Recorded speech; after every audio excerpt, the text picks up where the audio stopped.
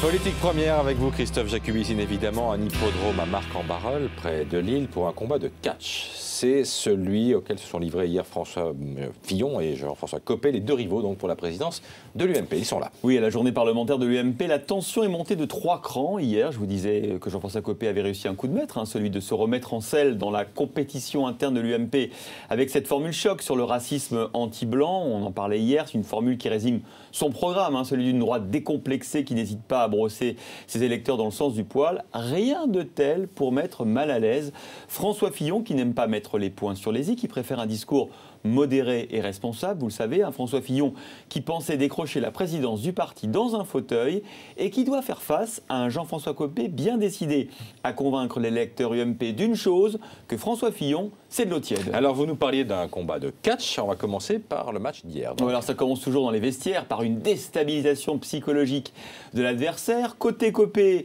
on expliquait que des milliers de parrainages de Fillon ont été invalidés. C'est effrayant ce qu'il a pipoté. Et puis côté Fillon, on expliquait que déjà 170 députés et sénateurs et députés européens avaient choisi Fillon. Réplique des copéistes, oui mais 80% des députés ont choisi Copé. Alors ensuite, les deux protagonistes montent sur le ring.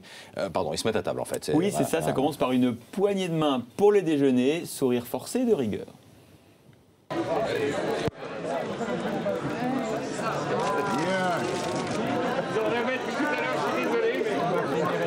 S'embrasser si vous voulez.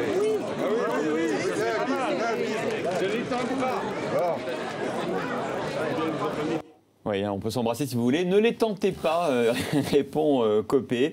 Et puis le match commence avec d'un côté les partisans des deux camps qui crient Copé président, Fillon président. La tribune ne tombe monte. Jean-François Copé attaque comme prévu la mollesse de Fillon. Jamais moi je ne vous appellerai à voter socialiste. Sous-entendu, Fillon lui entre le FN et le PS, il choisit le PS. Copé aussi qui glisse encore dans son discours. Être un homme d'État, ce n'est pas donné à tout le monde. À ce moment-là, dans la salle, Fillon lève les yeux au ciel. J'imagine que François Fillon a répliqué. Oui, enfin à la Fillon, pas de petite phrase, pas de petite pique à la tribune, mais une déclaration sur un site internet assez confidentiel, sled.fr, pour dire que, je cite, « Ce n'est pas en copiant les extrémistes que nous convaincrons nos électeurs et ceux du Front National ». Une fois le match terminé, ça a continué dans la salle. Bah oui, Fillon se fait traiter d'Hollande de droite par les partisans de Copé, l'insulte, comprenez le candidat mou. En face, les partisans de l'ancien Premier ministre traitent Copé de Mélenchon de droite, autrement dit un affreux extrémiste irresponsable. Bon, tout ça va durer 2 mois. Jusqu'à l'élection. Ensuite, tout le monde, j'imagine, va se réconcilier. Mais non, c'est ça qui est bien maintenant avec les primaires, Christophe. Le chef de l'UMP ne sera pas forcément le candidat de la droite. Copé, Fillon, la bataille ne fait que commencer. En tout cas, c'est le pronostic de l'ancien ministre Benoît Apparu. Celui qui perd, qui fera 45, il va renforcer tout de suite son cheval pour concourir à la primaire. Résultat des courses, c'est pas 2 mois de guéguerre qu'on va avoir, c'est 4 ans.